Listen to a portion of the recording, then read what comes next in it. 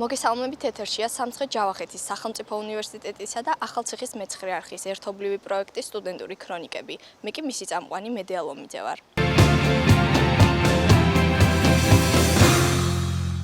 სტუდენტური ქრონიკები ორი ძირითადი ნაწილისაგან შედგება.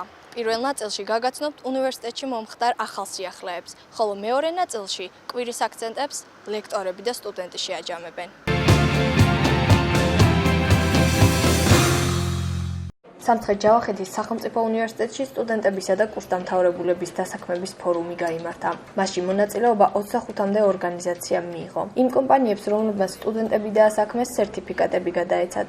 ჩვენი ქსელი უკვე 7 წელია, რაც ბაზარზე არსებობს. ჩვენ ქსელში ძალიან ბევრი სტუდენტია დასაქმებული, კიდევ ეტაპობრივად მოდიან და ყოველთვის ესე სტუდენტების თან განსაკუთრებით დიდი პოპულარობით სარგებლობს. ჩვენთან არის ძალიან კარგი პროგრამა, ასევე ვისოლ და სმარტი სთავაზობს სტუდენტებს სასტიპენდიო პროგრამას, პროექტები ხორციელდება და ველოდებით ბევრ სტუდენტს. ახალგაზრდები რეგიონში არსებულ ვაკანსიებს გაეცნენ, ასევე ინფორმაცია შრომითი ბაზრის შესახებ მიიღეს. ფორუმში არასამთავრობო და საბიუჯეტო ორგანიზაციები, კერძო კომპანიები მონაწილეობდნენ. მიხარია, რომ ესეთი ღონისძიებები და რაღაცები ხდებოდა უნივერსიტეტში. დასაქმების ფორუმი ძალიან მნიშვნელოვანია სტუდენტებისთვისაც, ჩვენთვისაც და მე პირადად მიხარია და მგონია რომ ყველა სტუდენტებიც უხარიათ ამისთვის.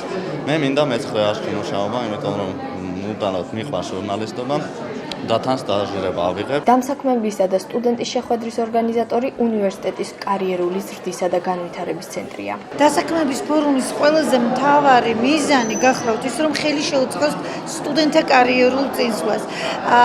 ფორუმი ორგანიზებულია სტუდენტთა კარიერული წინსვლის სამსახურის მიერ და კარიერული მხარდაჭერის სამსახურის მიერ და მიზნად ისახავს ზოგადად ამ სამსახურის არსებობა ჩვენი სტუდენტებისთვის, რაც შეიძლება მეტ მხარდაჭერას კარიერულ ზრდაში, დასაქმებაში და ასე შემდეგ. 25 მოწვეული სტუმრიდან 23 დამსაქმებელი მობრძანდა, მადლობა მათ და მე ვფიქრობ, რომ ისინი არიან ის მთავარი ადამიანები, ვისთვისაც სამცხე ჯავახეთის სახელმწიფო უნივერსიტეტი ამზადებს კადრებს. მნიშვნელოვანი გახლდათ ის, რომ ჩვენ თავალი გადავავლეთ სტატისტიკას, როგორ დასაქმდნენ ჩვენი სტუდენტები 2018 წელს, გამოვყავით საუკეთესო დამსაქმებლები და ვეცადეთ სერტიფიკატებით. მადლობა გვეთქვა მათთვის. მოწვეული არის საქართველოს და რეგიონის წამყვანი კომპანიები, სამთავრობო და არასამთავრობო ორგანიზაციები, ღია და დახურული ვაკანტური ადგილებით.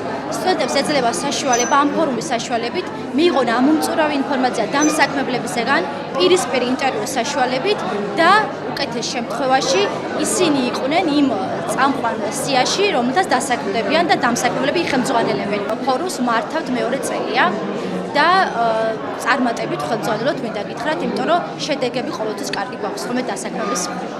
ფორუმი სამცხე ჯავახეთში მეორედ ჩატარდა.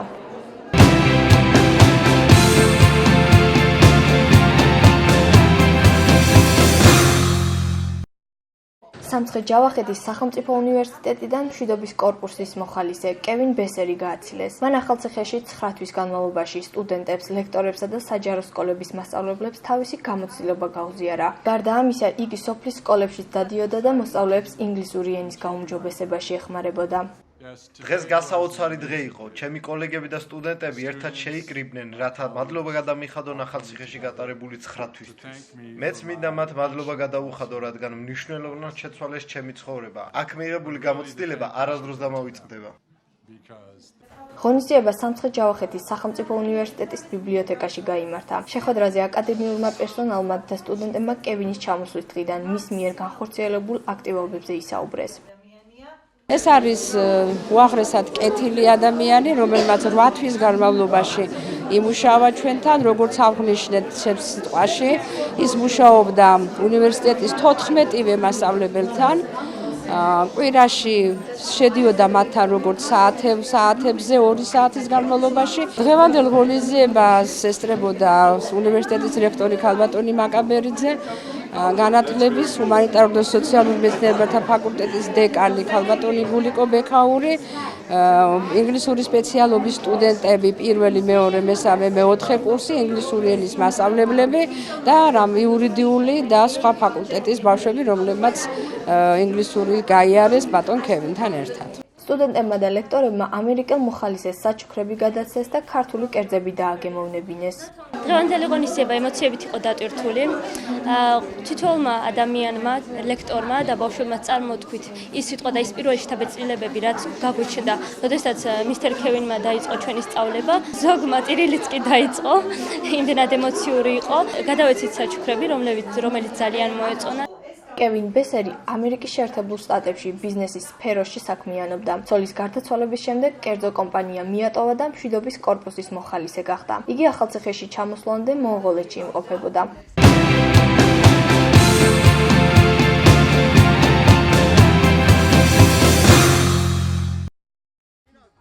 10-1 ამ ანგარიშით დასრულდა ისტორიკოსებისა და თვითმმართველობის გუნდებს შორის ფეხბურთის ჩემპიონატი. თვითმმართველობის წევრების უპირატესობა არა მარტო საბოლოო ანგარიში, არამედ ორივე ტაიმის დროს შესამჩნევი იყო. შიდა საუნივერსიტეტო ჩემპიონატი სამცხე-ჯავახეთის სახელმწიფო უნივერსიტეტში ჩატარდა. გაიმართა შიდა საუნივერსიტეტო ჩემპიონატი. ფინალში შევხვდით თვითმმართველობის გუნდი, შევხვდა ისტორიკოსების გუნდს. ასევე აღნიშნავ მეტოქე მეტად მნიშვნელოვანი სიძლიერის იყო, თუმცა თვითმმართველობის გუნდამ მოვიგეთ ანგარიშით 10-1. ფეხბურთის ჩემპიონატი კულტურისა და სპორტის სამსახურის ხელმძღვანელისა და სტუდენტური თვითმმართველობის პრეზიდენტის მირზა ბურძენიძის ერთობლივი ინიციატივით ჩატარდა. გამარჯვებულ გუნდს თასი და საპატიო სიგელი გადაეცა.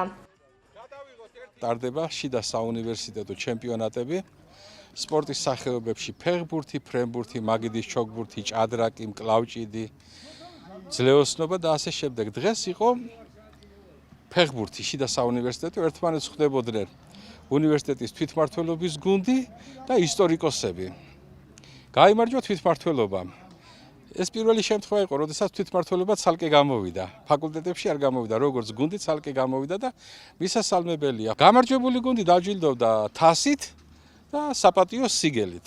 ჩვენს უნივერსიტეტში ჩატარდა შიდა საუნივერსიტეტო ჩემპიონატი მინი ფეხბურთში. მთავარი ორგანიზატორობა ითავა როგორც სპორტის სამსახურმა, ასევე კულტურის სამსახურმა და სტუდენტურმა თვითმმართველობამ. დაახლოებით 1 კვირის წინ დაიწყო და გაიმართა უკვე შიდა საუნივერსიტეტო ჩემპიონატი მინი ფეხბურთში. თვითმმართველობა გამოვედით, რა თქმა უნდა, ვიასპარეზეთ ამ ჩემპიონატში და უპირობოდ ფინალში და 10-1 მოუგეთ ისტორიკოსების მესამე კურსს. თამაშები ფაკულტეტის გუნდებს შორის 1 კვირის განმავლობაში იმართებოდა. შიდა საუნივერსიტეტო ჩემპიონატები სპორტის სხვადასხვა სახეობებში სისტემატიურად იმართება.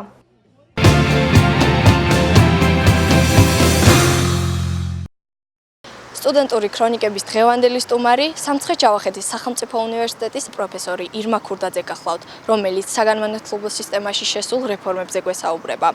საგანმანათლებლო სისტემაში შესულ ცვლილებებზე სტუდენტურ ქრონიკებთან სამცხე-ჯავახეთის სახელმწიფო უნივერსიტეტის პროფესორმა ისაუბრა. ირმა ქურდაძემ უნივერსიტეტში 2019-20 სასწავლო წლიდან დაგეგმილ სიახლეებზე გაამახვილა ყურადღება. მისი თქმით, საგანმანათლებლო დაწესებულებას დაწყებული აქვს ახალი სკოლის მოდელის შესწავლა, რაც განათლების სოციალურ და ჰუმანიტარულ ფაკულტეტს მჭიდროდ უკავშირდება.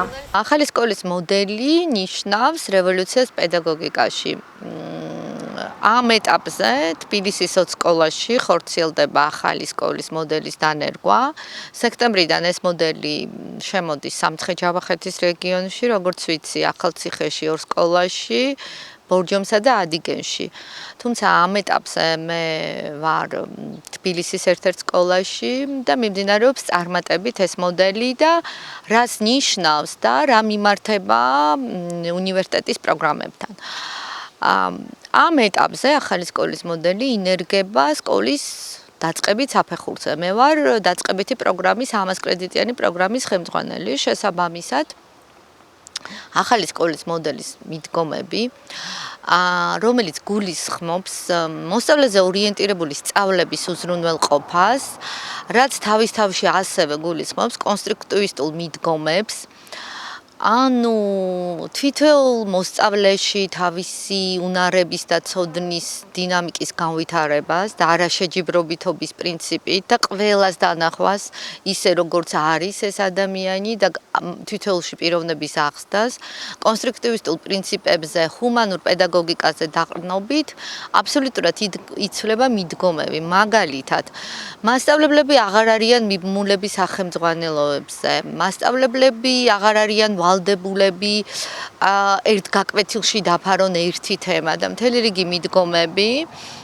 რომელიც აბსოლუტურად ცვლის მიდგომას სწავლების პროცესში. შესაბამისად, ჩვენი სტუდენტებიც ბუნებრივია, უნდა პასუხობდნენ ამ მოდელებს, ამ მოთხოვნებს და ჩვენს კურიკულუმში, ანუ პროგრამაში აისახა ყველა ეს ახალი მიდგომა. მაგალითად, ბუნებისმეტყველების სწავლების მეთოდიკაში, რომელიც გახდა ინტერდისციპლინარული, მთლიანად აისახა ახალი სკოლის მიდგომები, ანუ აისახა ცნებათა მატრიცა, საკვანძო კითხვები, კომპლექსური დავალებები და ჩვენი პროგრამა უკვე მთლიანად აგებულია და მორგებულია ახალი სკოლის მოდელს. ეს რა თქმა უნდა ძალიან დიდი წარმატებაა პროგრამისთვის, იმიტომ რომ მას შემდეგ რაც მთელი საქართველოს 2023 წელში დაიფარება ამ ახალი სკოლის მოდელი, ჩვენი გამოშვება ანუ ეს მოგეხსენებათ 300 კრედიტიანი პროგრამა არის 5 წლიანი პროგრამა და ეს არის პირველად საქართველოში სხვა ფორმატით, რომელიც უზრუნველყოფს 5 წელში სტუდენტისათვის მაგისტრის ხარისხის მინიჭებას და უფროსი მასწავლებლის სტატუსით გამოშვებას კურსდამთავრებულისთვის ის მთლიანად უპასუხებს იმ მოთხოვნებს, რაც იქნება განათლების სამინისტროს მოთხოვნა, ანუ ჩაჯდება მთლიანად ახალი სკოლის მოდელის ფარგლებში და იქნება კონკურენტუნარიანი ბაზარზე.